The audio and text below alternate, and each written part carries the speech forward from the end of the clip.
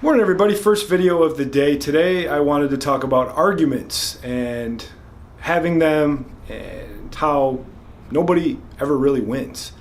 You know, we get all worked up, we get upset, we say things we don't mean when we're trying to argue with someone, especially if it's something we're very passionate about and we have a very strong will towards that, especially if it's something that the other person is very negative about or hateful towards. We want to have this argument and we get all worked up and we're mad and we're screaming and we do all these things that we just regret in the end. One thing, a really good Stoic quote from Marcus Aurelius, he talks about after you're done having an argument and screaming at someone, do you actually feel better or how do you feel? You feel worse.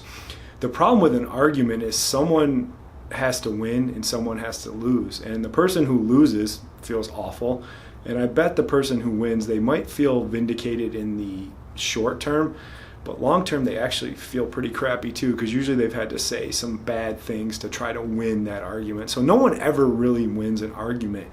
The problem that we have is we are unable as a society to have normal factual debates.